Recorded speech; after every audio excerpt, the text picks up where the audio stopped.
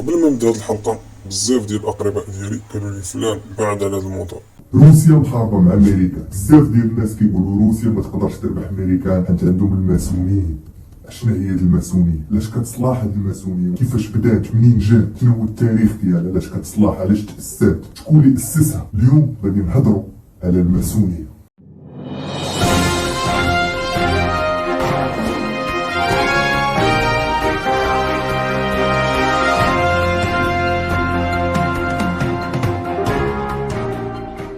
بزاف ديال المشاهير تقتلوا كيقولوا سبابهم الماسونيه، منهم مايكل جاكسون، منهم الرئيس السابق كينيدي. كل واحد في انترنت غتدخلوا غتلقاو كيهضر على الماسونيه بطريقه، شي كيقول راه اليهوديه العالميه راه اليهود، شي كيقول راه فرسان المعبد، شي كيقول راه عبده الشياطين، شي كيقول هما النظام العالمي الجديد، شي كيقول هما الحكومه العالميه. كل واحد اش كيقول. المهم هاد الهضره كامله معنكشه ومربكه بزاف ديال الناس، وكنشوفوا بزاف ديال الشخصيات وديال المشاهير سميتهم مرتبطه بالماسونيه، وجميع الرؤساء الامريكيين مرتبطين وداخلين مع الماسونيه، من الرؤساء المؤسسين من جيفرسون وجورج واشنطن الى الرؤساء ديال اللي كلهم عندهم علاقه بالماسونيه. حتى في العالم العربي والاسلامي كاين بزاف ديال الاعضاء وسط المحافل الماسونيه. محمد عبده مفتي مصر شهير كان مع الماسونيه. خصنا نفهموا واحد القضيه مهمه بزاف قبل ما ندخلوا في الشرح. ما كايناش ماسونيه وحده الاخوان، كاينين بزاف. داكشي علاش مرتبط كاين التفاسير ديالها، وداكشي علاش كل واحد كيبغي بالغير.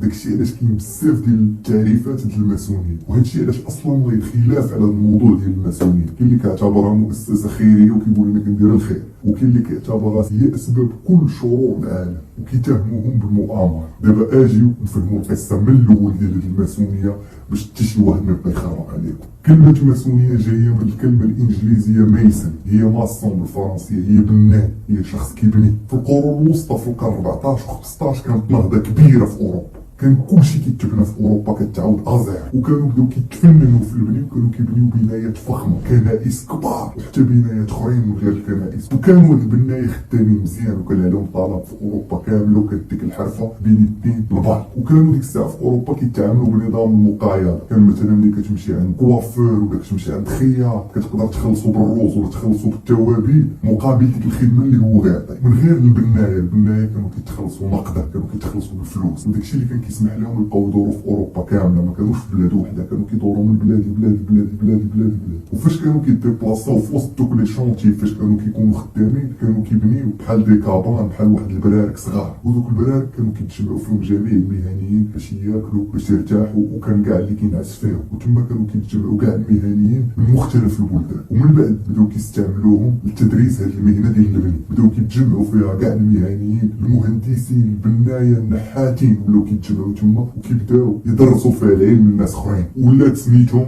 اللوجز، لي لوج هو مكان للاجتماع فين كيتجمعوا عباد الله. وهذه هي الفكره اللي كيتفقوا عليها جميع المؤرخين ديال الماسونيه في العالم. بحال هكا بدات الماسونيه، مهندسين، بنايه، نحاتين كيتجمعوا باش كيتبادلوا المعلومات ديال المهنه. وشويه بشويه مع ما كانوش المدارس والجامعات ديك الساعه في اوروبا، ولاو كيتدرسوا فيهم حوايج اخرين من غير البني، ولاو كيتجمعوا ناس وكيدرسوا فيهم مواد اخرين. وديك الساعه كانوا عندهم طقوس، كانوا طقوس باش كيدخل التلميذ كيأدي القسام، كيهز يديه. كانوا طقوس بحال طقوس ديني قراب للطقوس الدينيه ديالو، كيجي كيأدي القسام، كيحلف انه غادي يكتب داك السر ديال ديك المهنه، انه غادي يعلم ناس اخرين، انه غيستعمل داك العلم في الخير. المهم كاع دوك الطقوس الاخوان بحال دابا عندنا النوطير وعندنا القاضي كيأدي القسام قبل ما يبدا في المهنه ديالو. وكانوا البنايه صوبوا واحد الكود بيناتهم، احترام الزملاء، تدريس الاخرين اللي قل منهم، احترام المعلمين، كان عندهم واحد الكود بيناتهم. وما كانوش البنايه كيدخلوا البراني على المهنه، كانوا داروا رموز بيناتهم، كانوا داروا دي كود باش كيعرفوك انت بنايه. واخا انت جاي من بلاد اخرى كاين كود بيناتنا باش كنعرفك بانك في المهنه. هي فاش بداو كيديروا دوك المثلثات، بداو كيديروا دوك الرموز الهندسيه كامل. بحال من اهم رموز الماسونيه كاين الاهرام.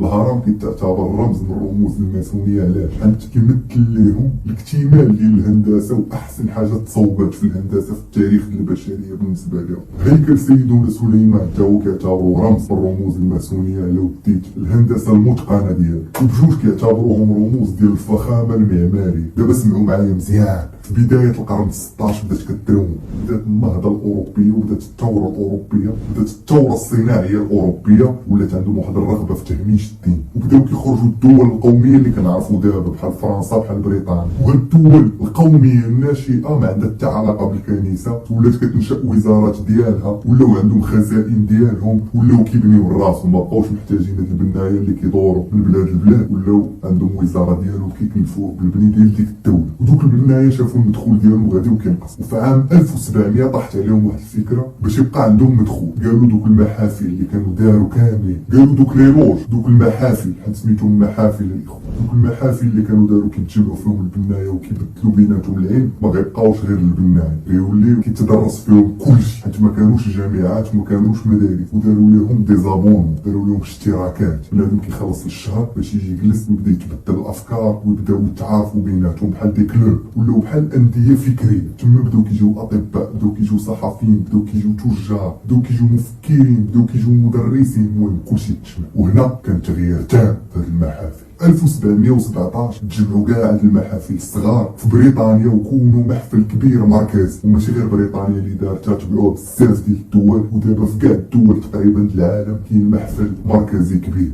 تبعتها روما وتبعتها فرنسا، مهم. وهاد المحافل الكبار المركزيه بدلوا التاريخ ديال اوروبا والتاريخ ديال العالم، حندخلوا لهم غير النخبه الاخوه، دخلوا لهم غير النخبه ديال المجتمع، سياسيين، مفكرين، فلاسفه، مدرسين، تجار، بيزنس مان، وكانوا كيتجمعوا في هذه المحافل المركزيه وكيناقشوا الافكار الاساسيه ديال الحراك الاوروبي الاقتصادي والسياسي والاجتماعي. وهذه المحافل كانوا عندهم جوج نقاط اللي شاغلين لهم راسهم. اول نقطه يديروا جمهوريات، يحيدوا الملكيه. علاش كانوا حاقدين على الملكيه؟ حيت كاع النخبه اللي كانت كتجمع في هذه المحافل ما كينتميوش للاسر الملكيه. ثاني حاجه يحاربوا الكنيسه ويحاربوا الدين بين قوسين، حيت بالنسبه لهم هما كنيسه هي الدين، كانوا حاقدين على الكنيسه وحاقدين على الدين، حيت الكنيسه كانت كطارد الفلاسفه ديالهم والمفكرين وكتحبسهم، وكانت ديك الساعه الكنيسه الكاثوليكيه كتناصر الملكيه وهي مع الملك، وهما كانوا باغيين يطيحوهم بجوج. وشويه بشويه مع مرور الوقت هاد المحافل تحولوا للوبيات سياسيه وسط اوروبا،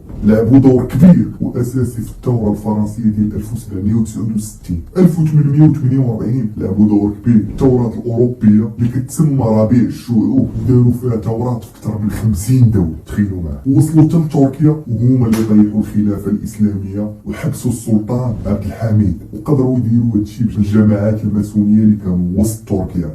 دونك هذه هي القصه كيفاش بدات الماسونيه وبقات غاده وكتنتشر في العالم. بدات بالنايه الاخوان، وصلت تيارات فكريه وسياسيه كبار. نتمنى تكون عجبتكم هذه الحلقه، نتمنى تكونوا استفدتوا. الا بغيتوا حلقات اخرين على الماسونيه، كيفاش خرجت للعالم، كيفاش وصلت للعالم العربي، قولوا لي في لي كومونتير الاخوان، ندير لكم حلقه اخرى. اللي عنده شي اراء اخرين يضيفهم، مرحبا بجميع لي كومونتير.